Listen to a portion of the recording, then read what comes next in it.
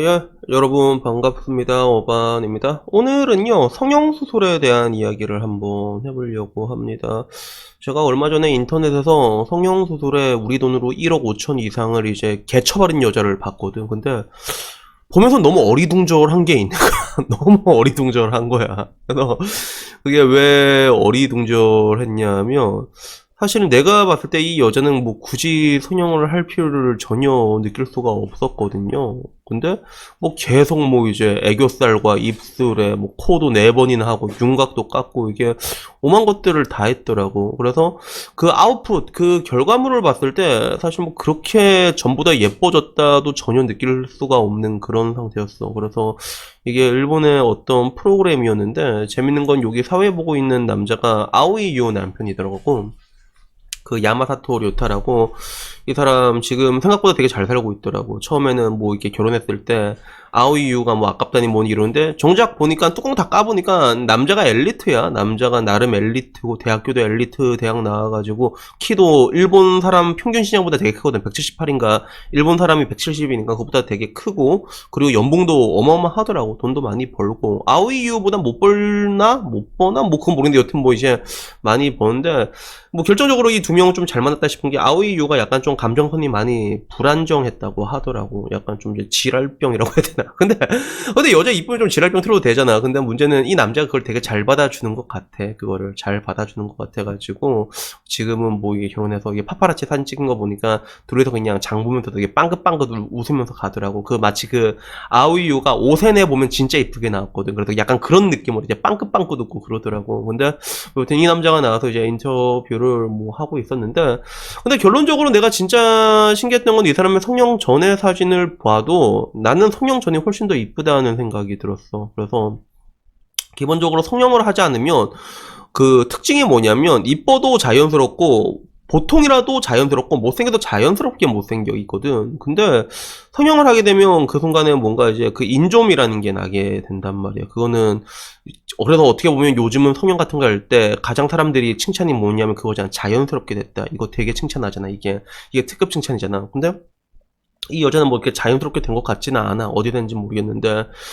그래서 뭐 결국에는 이 여자의 뭐 기구한 사기의 사연을 들어보니까, 자기가 뭐 16살 때 사귀었던 남친이 맨날 못생겼다 말하고 뭐 얼굴에 침도 뱉고 그랬대, 씨발놈이. 근데 나는 뭐 이 말이 사실인지는 잘 모르겠어. 항상 방송이란 거는 이렇게 극적인 요소를 넣기 위해서 이런저런 주작 같은 걸 항상 넣잖아. 그래서 뭐 근데 충분히 일본이면 뭐 그럴 수도 있지 않을까. 그래서 그 일본 사람들이 그 일단 한국 남자가 느끼기에 일본 남자가 굉장히 매너 없다고 느끼는 부분들은 있는데, 그게 약간 좀 달라. 그래서 일본 아저씨들은 약간 좀 매너 없는 부분들이 되게 많아. 그런 부분들은 되게 많은데, 근데 뭐 멀쩡한 그런 젊은이들 같은 경우는 여자 사귈 때 되게 잘해줘. 스윗한 남 못지않게 잘해준단 말이야. 근데 전체적으로 봤을 때 확실히 한국 남자랑 좀 차이가 있는 것 같아. 그런 매너라고 하잖아. 한국에선 당연한 매너들이 일본에는 안 배겨있는 경우가 되게 많아. 그래서 내가 맨 처음에 살면서 가장 놀랬던 것 중에 하나가 그런 경우가 되게 많아. 일본은 뭐 지하철이라던가 전철 이런 데 커플들 타고 있잖아. 그러면 우리는 자리가 나면 그러면 무조건 여자가 앉잖아. 야, 아니야. 일본은 남자가 앉아. 진짜.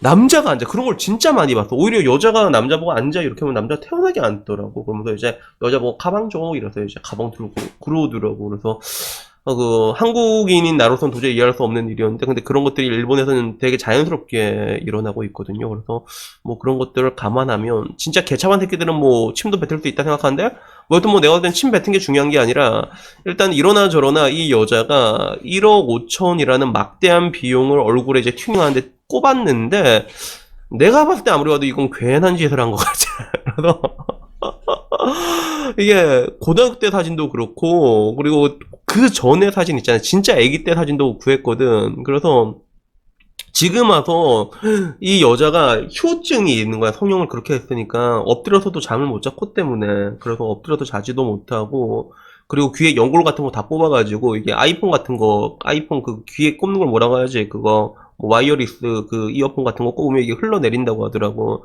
그게 휴증이라고 하는데, 근데 왜 씨발 1억 5천을 썼냐는 거야. 얘 어렸을 때 사진 보면 진짜 존나 이쁘거든 진짜.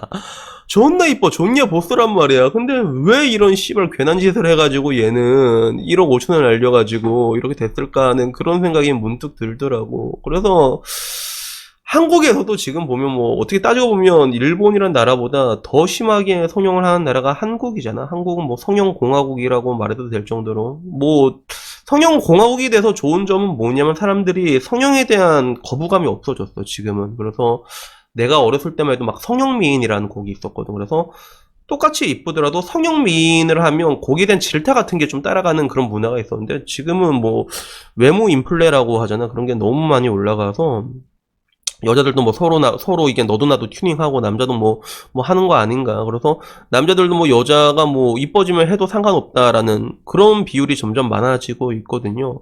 근데 이게 나도 마찬가지야. 나도 뭐 해서 이게 니 좋으면 해라. 그래서 내 여자친구도 그래. 내 여자친구도 자기가 성형 막 하고 싶다고 하는 거야. 근데 내가 보기엔 안 해도 이쁘거든. 안 해도 이쁜데 자기는 굳이 하겠다고 해. 그러면 아 그래 뭐 니 하고 싶으면 뭐 어떻게 했냐 해라 이렇게 얘기하고 싶지. 그냥 그렇게 얘기가 많았지.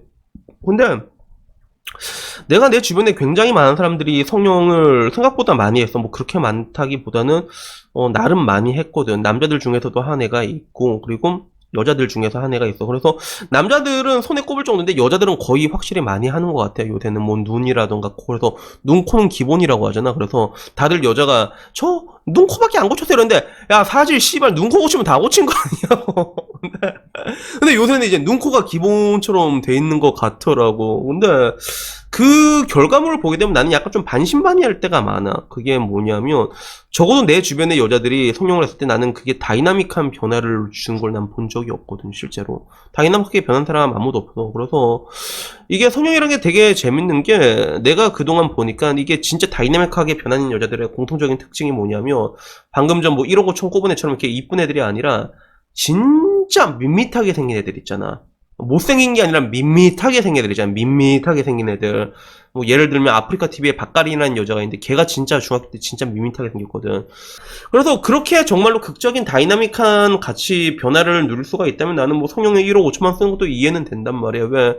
그렇게 고침으로 인해 가지고 분명히 남편의 생애 소득은 그 이상으로 증가할 가능성이 높거든. 뭐 다 그렇다는 게 아니라 그 확률은 높아진단 말이야. 그래서 그런 경우는 뭐 해도 크게 상관이 없다고 생각은 하는데 근데 문제는 그런 경우가 생각보다 많이 없어. 생각보다 그런 경우가 잘 없어요. 잘 없어. 그래서 내 주변 애들도 많이 성형을 했는데 뭐 이제 여자들이 특히 쌍수가 있어도 쌍꺼풀 진하게 하고 싶은가 봐. 그래서 그렇게 한 애들이 있거든. 내 동생 똥구리도 그랬고. 근데 나는 보면서 그래 아이고 이쁘다 이렇게 해줬는데 사실 잘 모르겠어. 사실 얘가 왜 그런지 모르겠어. 근데 뭐 본인은 만족하니까 그래 뭐 너 만족하면 그래라 이러고 마는 건데 근데 결론적으로 내가 말하고 싶은 거는 성형에서 가장 위험한 건 과요불급인 것 같더라고. 그러니까 아마 이 여자가 그런 케이스인 것 같아. 조금 고치고 나서 그게 또 마음에 안 들고 조금 더 돈을 더 쓰면 더 나아지지 않을까. 계속 그런 식으로 중독식으로 가게 된 경우가 좀 많은 것 같아. 그래서 이 정도면 괜찮은데 그냥 이제 계속 고치게 되고 근데 고쳐내 또 뭔가 마음에 안 들어. 그럼 또 어떻게 할까? 또 고칠 거 아니야. 이렇게 계속 고치게 된단 말이야.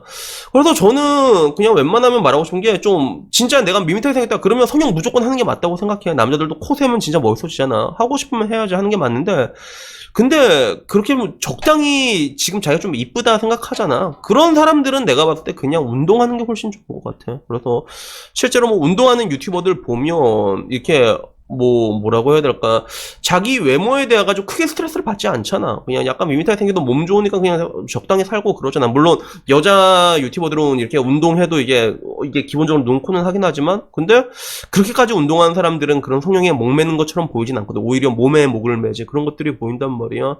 그래가지고 뭐 제가 뭐 결론적으로 얘기하고 싶은 거는 뭐 이러나 저러나 대한민국 워낙에 이제 성형에 대한 그런 인플레도 심하고 압력도 심하고 외모차별도 심하니까 하고 싶은 건 이해는 하는데 근데 이게 정말로 다이나믹하게 변한 사람들 생각보다 그렇게 많지는 않다는 거야. 내가 지나고 나서 보니까 정말로 야동배우 후카다 에이미처럼 비포 애프터가 확 변할 수 있으면 그러면 상관이 없는데 근데 의외로 이제 사람들이 성형에 대해서 고민한 사람들 중에서 좀 적당히 이쁜 애들 중에서도 고민한 경우가 되게 많거든. 근데 그런 경우는 내가 봤을 때 정말로 다이나믹한 변화가 오는 경우는 내가 거의 못 본 것 같아 실제로.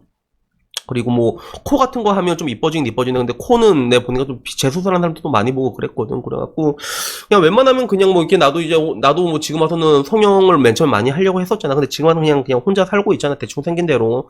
그래가지고 그런 것들에 대해 가지고 뭔가 좀 너무 이런 것들이 성형이 능사이다라고 생각하는 것들은 조금 문제가 있는 것 같고, 그리고 그런 것들이 또 이렇게 뭐 이렇게 잘 나오는 경우도 생각보다 많이 없으니까 뭔가 좀 그것보다는 좀 다른 쪽으로 찾는 게 제가 봤을 때는 그게 더 괜찮은 것 같아가지고 오늘 이야기를 한번 해봤습니다. 그래서 결론은 뭐냐면 특히 이쁜 애들 있잖아. 특히 이쁜 애들도 욕심 많이 내거든. 이쁜 애들은 안 건드리는 게 진짜 나은 것 같아. 그래서 내가 봐서 충분히 이쁜 애들이 건드린 경우는 내가 많이 봤거든. 이쁜데도 더 예뻐지고 싶어서. 근데 이쁜 애들은 내가 봤을 때 성공한 애들은 내가 본 적이 없어. 적어도 내 기준에 봤을 때 이쁜 애들은 이렇게 해서 진짜 뭐 다이나믹하게 변한 걸 내가 본 적이 없어, 진짜. 그러니까 그냥 내가 봐서 좀 이쁘다 싶으면 그냥 씨발 운동하는 게 최고인 것 같아. 진짜 그건 확실한 것 같아요. 그래가지고 오늘은 뭐 이제 성형에 1억 5천 쓴 여자 봐가지고 성형에 대해가지고 뭐 이런저런 얘기를 한번 주저리 거려봤습니다.